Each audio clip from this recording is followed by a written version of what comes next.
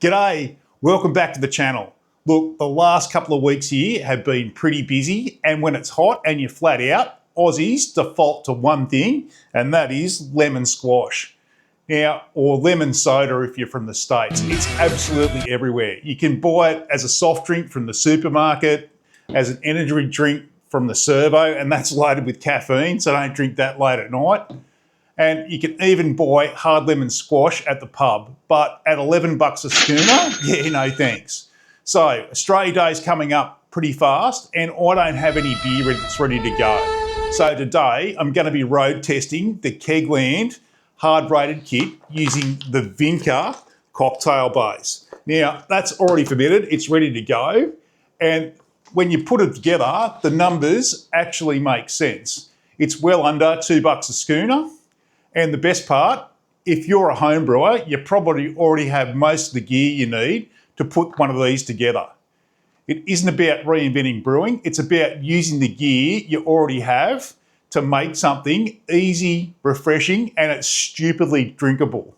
So full disclosure, I put one of these kits through a slushy machine just before Christmas, and let's just say it went down very, very well in the North Queensland heat. All right, let's head over to the sink and I'll show you what I've got going on first. All right, so what I've got going on here is I'm using a 3-stage RO filter setup. Now, this one is made by Filter Systems Australia. They're a great mob. They're based down at the Gold Coast, down at Mollendina. And what separates this unit from a lot of domestic RO systems is that it doesn't have an alkaline or remineralisation stage after the RO membrane. So it's not jacking the pH back up to 10 just for marketing reasons. So the setup itself, it consists of a poly-spun sediment filter, which then flows into a coconut carbon filter there. And then that runs into the RO membrane, so out of here, into the RO membrane, and then from the RO membrane, you get pure water. So the water it produces is pretty consistently on the 6.2 to 6.5 on the pH range. And look, it's perfect for brewing. Now, you don't need RO water for something like this, but if you're going to get into seltzers or hard sodas, nothing gives you more control than starting with just a blank canvas, which is RO water. And if you're already playing with all-grain brewing or water chemistry, an RO unit like this really starts to pay for itself, especially if your local water is questionable or you're buying supermarket water. Look, and if you need to sell it to the other half, RO water is great for irons, cleaning glass mirrors, and topping up fish tanks. Look, this unit wasn't cheap. It'll set you back about 215 bucks plus roughly another $50 for the split mixer adapter. Now that's not cheap, but this is very, very versatile. So how long does it take to make 10 litres? Well, I'm glad you asked because I've cheated and I've made a keg, or a mini keg of RO water, and that took 1 hour and 8 minutes. So that's not too bad at all. As far as wastewater goes, to produce the 10 litres of RO water, I produced 17.5 litres, thereabouts, of wastewater. So that's not too bad. Not too bad at all. Let's dive over and have a look at the kit contents. So the kit itself, it's pretty simple. Look, I ordered the 19 litre version. I'm just going to split it in half, and you can do that. If you order the 9.5 litre version, it comes with a smaller cocktail base. So that's the Vinka cocktail base that it comes with. It comes with 2 flavour shots of pub lemon squash and a sachet of FermStop. Now that's important because the last thing you want is for this thing to take off and start fermenting on you once you get it all mixed up. And the only thing that you'll need to provide yourself, of course, is, according to KegLand, 460 grams of sugar. So that's it. There's no fermentation in this. It's already been done. All we're going to do is mix it up and get it carbonated. Now, if you have a look at the kit or the cocktail base itself, it says that that is 22% ABV. Don't stress out, we're going to dilute that down. We're going to add 2.5 litres of that and then top it up with 7.5 litres. And without going into a whole bunch of maths and the like, it'll bring that down to a very reasonable 5.5%, or the equivalent of heavy beer here in Australia. So you're not going to be falling over after just one, and more importantly, you can have more than just one. Now, just because we're not brewing something and fermenting it doesn't mean we don't need to take care with sanitation. So I've just got some Star San in my squirt bottle, and I'm just going to do my keg, as well as give my jugs a bit of a hit.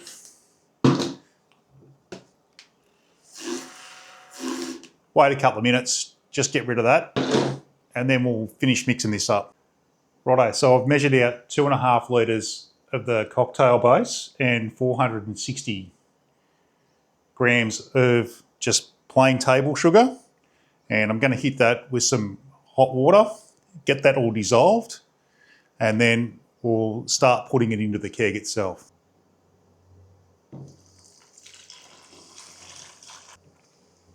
A little longer than a few minutes later. Right, let's get ourselves organised here.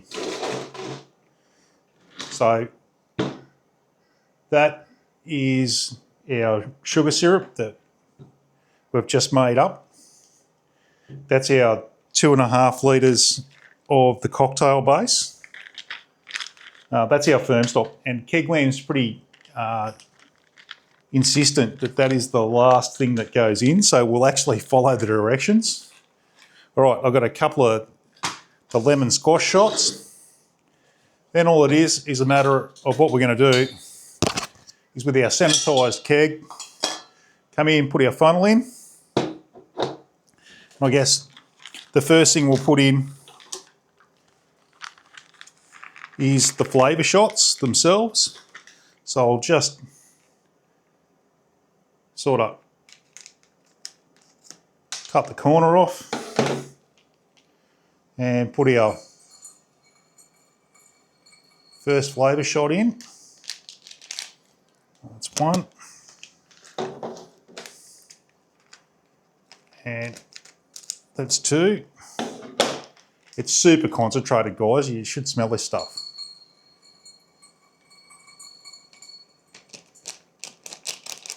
All right.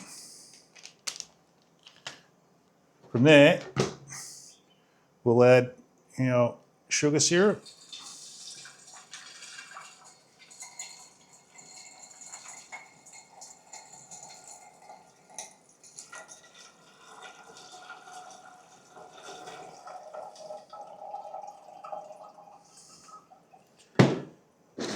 And then our cocktail base.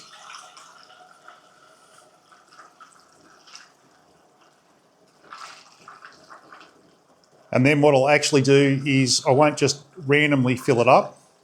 I'll measure out another 7.5 litres of water, and we'll actually get it topped up to the 10 litre mark exactly. I'll see you once I've done that. A little longer than a few minutes Righto, so later. last thing we're going to put in there is our FermStop.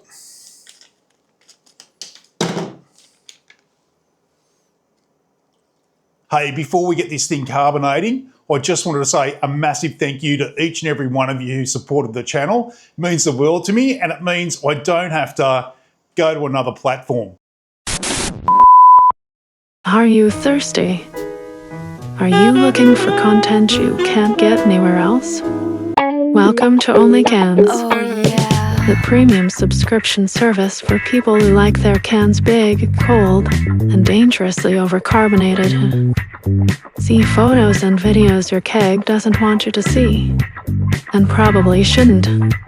Sign up today for Only Cans Premium and get bonus content like top-down keg hop teas cam, the 12-hour real-time fermentation burp stream, behind the scenes how often Harry actually cleans things. Only Cans, because sometimes you just need to crack open something special. Doghouse Brewing is not responsible for marital disputes, warm beer, sticky floors, foam geysers, hop-related hallucinations, unsolicited photos of cans, or the sudden urge to buy more stainless steel. Side effects may include excessive brewing, minor electrocution, and an unshakable belief that your homebrew actually turned out all right this time. Consult your spouse before starting any new brewing projects. I can't help myself. Sorry, let's dive over and get this thing carbonated. For carbonation, we're aiming for about 3.5 volumes of CO2. I set mine to 20 psi at 2 degrees Celsius and let it sit for a couple of days. If you're in a rush, you can hit it with 30 psi overnight and give the keg a gentle shake. Just be careful, it's very easy to overdo it. One quick tip, if you're pouring this through a Pluto gun or a standard tap setup, you may need longer beer lines. This stuff pours pretty fast and nobody wants a lemon squash foam party in their kitchen. So there it is there. I don't know whether you can see that. And how does it taste? Well, initially it smells pretty lemony. And it's not too bad. For me, I think 460 grams of sugar is a touch on the sweet side. Next time, I'll probably drop it back to around about 400 grams and see how it goes. Look, again, taste subjective, and it may be absolutely fine for this, but you know, you can tune these recipes to suit yourself. That said, it's dangerously drinkable. And I think it's worth putting together if you want something quick on tap that's a crowd pleaser, or just to have a break from beer and now and then. And look, I don't think it's a thing you get sick of beer, but still, you may have friends or family that come over that really aren't into beer. Look, thanks for watching. If this video has helped you out or inspired you to use your brewing gear for something other than beer, do me a favour and give it a thumbs up. It really helps the channel out. And if you haven't already, hit the subscribe button and ring the little bell icon so that you don't miss the next one. And remember, life's too short to pay 11 bucks for a schooner for something that this easy to make or to drink dodgy beers. I'll catch you in the next one. Till then, cheers. Oh yeah.